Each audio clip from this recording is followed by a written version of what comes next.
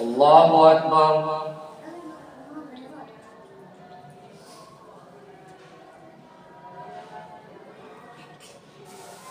الحمد لله رب العالمين الرحمن الرحيم مالك يوم الدين. إياك نعبد وإياك نستعين. اهدنا الصراط المستقيم صراط الذين أنعمت عليهم غير المغضوب عليهم ولا الضالين. سل بني إسرائيل كم آتيناهم من آية بينة ومن يبدل نعمة الله من بعد ما جاءته فإن الله شديد العقاب. زين للذين كفروا الحياة الدنيا ويسخرون من الذين آمنوا والذين اتقوا فوقهم يوم القيامة والله يرزق من يشاء بغير حساب. كان الناس أمة واحدة فبعث الله النبيين مبشرين وأنزل معهم الكتاب بالحق ليحكم بين الناس فيما اختلفوا فيه. كان الناس أمة واحدة فبعث الله النبيين مبشرين ومنذرين وأنزل معهم الكتاب بالحق ليحكم بين الناس فيما اختلفوا فيه. وما اختلف فيه إلا الذين أوتوه من بعد ما جاءتهم البينات بغيا بينهم فهدى الله الذين آمنوا لما اختلفوا فيه من الحق بإذنه والله يهدي من يشاء إلى صراط مستقيم. أم حسبتم من تدخلوا الجنة ولما يأتكم مثل الذين خلوا من قبلكم مستهم البأساء والضراء وزلزلوا حتى يقول الرسول والذين آمنوا معه متى نصر الله ألا إن نصر الله قريب. يسألونك ماذا ينفقون قل ما أنفقتم من خير فللوالدين والأقربين واليتامى والمساكين وابن السبيل وما تفعلوا من خير فإن الله به عليم. كتب عليكم القتال وهو كره لكم وعسى أن تكرهوا شيئا وهو خير لكم وعسى أن تحبوا شيئا وهو شر لكم والله يعلم وأنتم لا تعلمون. يسألونك عن الشهر الحرام قتال فيه قل قتال فيه كبير وصد عن سبيل الله وكفر به والمسجد الحرام وإخراج أهله منه أكبر عند الله والفتنة أكبر من القتل ولا يزالون يقاتلونكم حتى يردوكم عن دينكم إن استطاعوا ومن يرتد منكم عن دينه فيمت وهو كافر فأولئك حبطت أعمالهم في الدنيا والآخرة وأولئك أصحاب النار هم فيها خالدون. إن الذين آمنوا والذين هاجروا وجاهدوا في سبيل الله أولئك يرجون رحمة الله والله غفور رحيم. يسألونك عن الخمر والميسر قل فيهما إثم كبير ومنافع للناس وإثمهما أكبر من نفعهما ويسألونك ماذا ينفقون قل العفو كذلك يبين الله لكم الآيات لعلكم تتفكرون في الدنيا والآخرة. ويسألونك عن اليتامى قل إصلاح لهم خير وإن تخالطوهم فإخوانكم والله يعلم المفسد من المصلح ولو شاء الله لأعنتكم إن الله عزيز حكيم.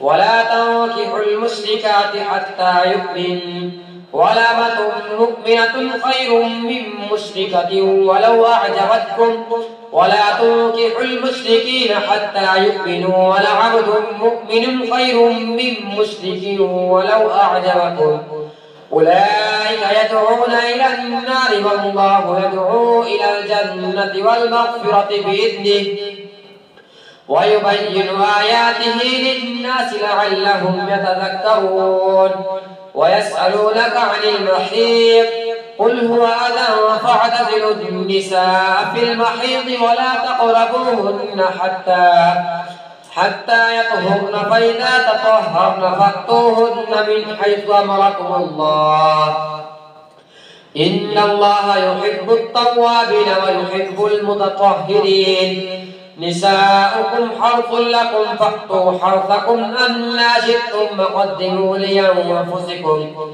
واتقوا الله واعلموا أنكم ملاقوه وبشر المؤمنين ولا تجعلوا الله عرضة لأيمانكم أن تبروا وتتقوا وتصلحوا بين الناس والله سميع عليم لا يؤاخذكم الله باللغو في أيمانكم ولكن يؤاخذكم بما كسبت قلوبكم والله غفور حليم للذين يؤلون من نسائهم تربص 4 أشهر فإن فاءوا فإن الله غفور رحيم وإن عزموا الطلاق فإن الله سميع عليم والمطلقات يتربصن بأنفسهن 3 قروء ولا يحل لهن أن يكتمن ما خلق الله في أرحامهن إن كن يؤمن بالله واليوم الآخر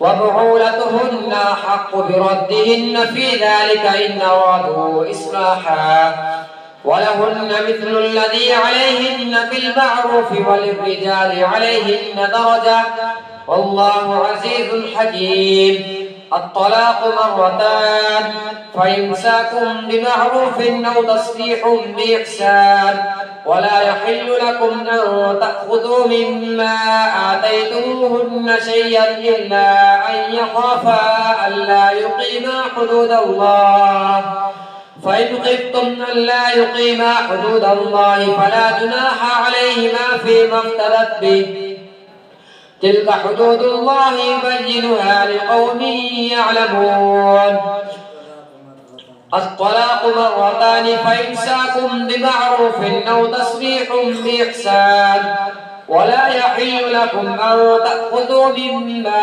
آتيتموهن شيئا إلا أن يخافا ألا يقيما حدود الله فإن خفتم ألا يقيما حدود الله فلا جناح عليهما فيما افتدت به تلك حدود الله فلا تعتدوها ومن يتعد حدود الله فأولئك هم الظالمون فإن طلقها فلا تحل له من بعد حتى تنكح زوجا غيره فإن طلقها فلا جناح عليهما أن يتراجعا إن ظنا أن يقيما حدود الله وتلك حدود الله يبينها لقوم يعلمون وإذا طلقتم النساء فبلغن أجلهن فأمسكوهن بمعروف أو سرحوهن بمعروف ولا تمسكوهن ضرارا لتعتدوا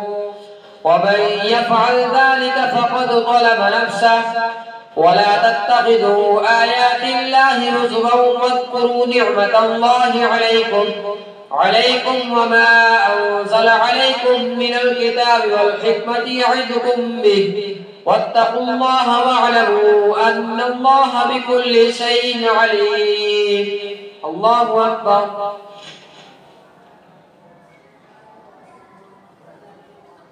سمع الله لمن حمده الله أكبر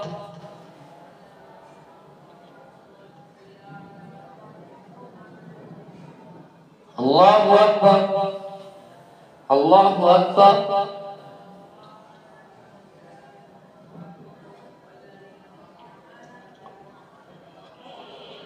الله أكبر الحمد لله رب العالمين الرحمن الرحيم مالك يوم الدين إياك نعبد وإياك نستعين اهدنا الصراط المستقيم صراط الذين أنعمت عليهم غير المغضوب عليهم ولا الضالين.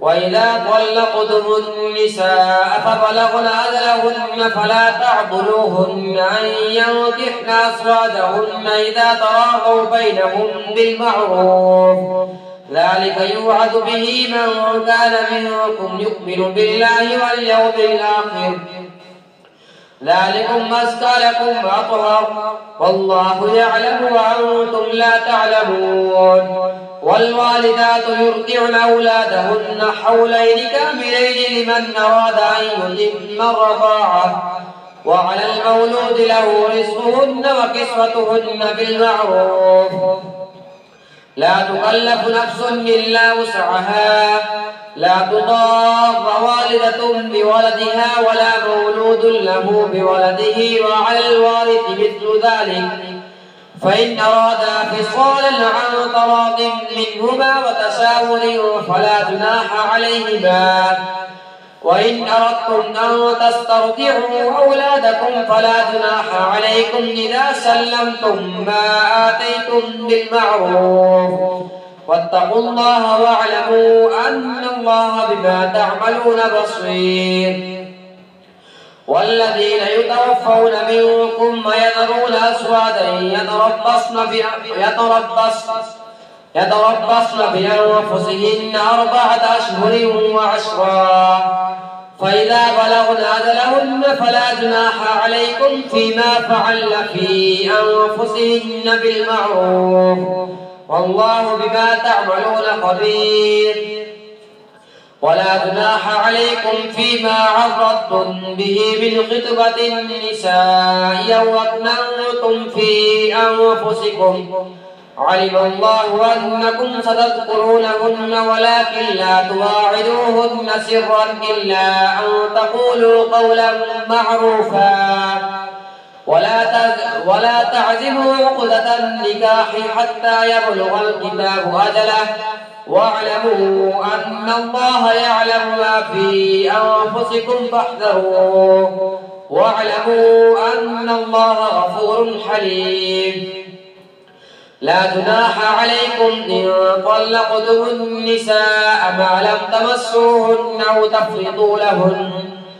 تفرضوا لهن فريضة، ومتعوهن على الموسع قدره وعلى المقتر قدره متاعا بالمعروف حقا على المحسنين.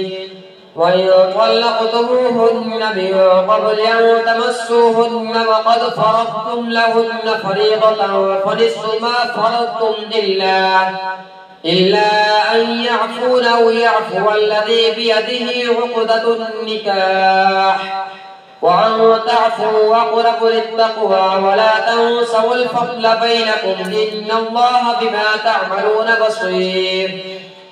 حافظوا على الصلوات والصلاة الوسطى وقوموا لله قانتين.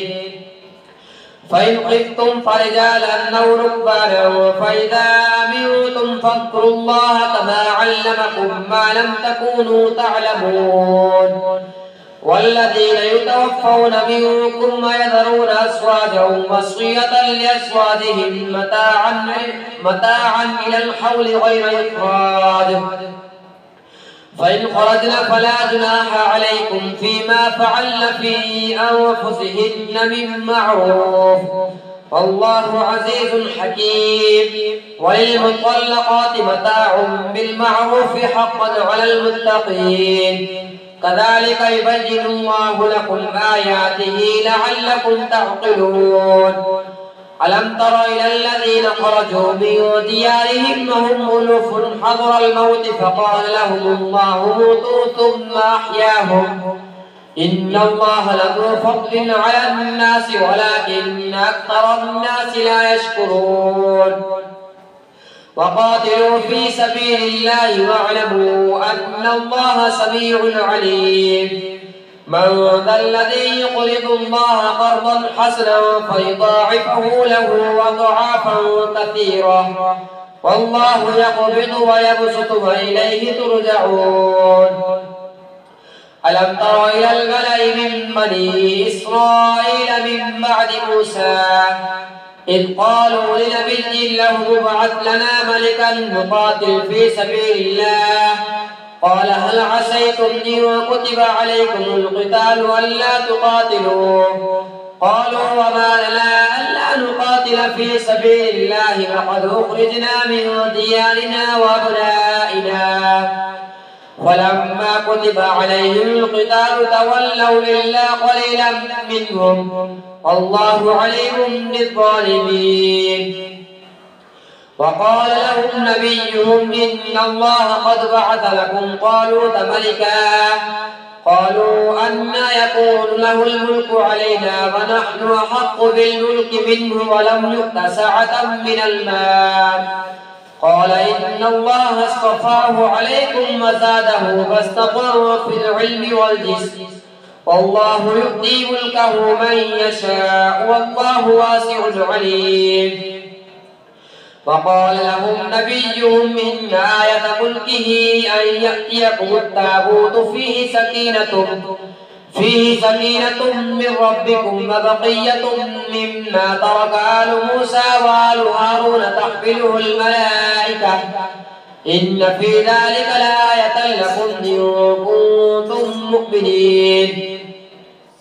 فلما فصل طالوت بالجنود قال إن الله مبتليكم بنهر فمن شرب منه فليس مني ومن لم يطعمه فإنه مني إلا من اغترف غرفة بيده فشربوا منه إلا قليلا منهم فلما جاوزه هو والذين آمنوا معه قالوا لا طاقة لنا اليوم بجالوت وجنوده قال الذين يظنون أنهم ملاقو الله كم من فئة قليلة غلبت فئة كثيرة بإذن الله والله مع الصابرين.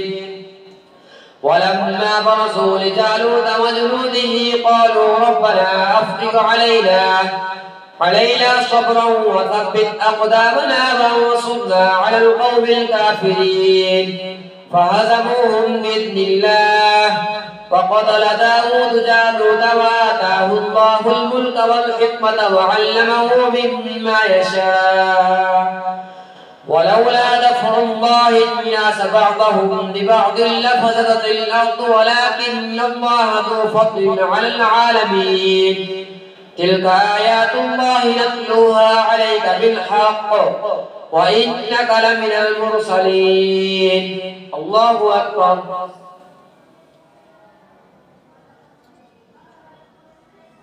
سمع الله لمن حمده. الله أكبر. الله أكبر. الله أكبر.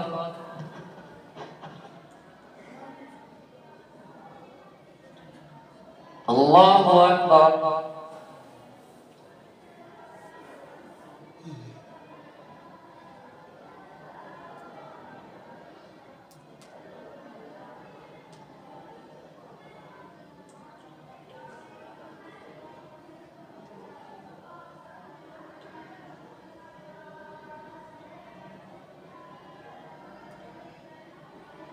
السلام عليكم ورحمة الله. السلام عليكم ورحمة الله.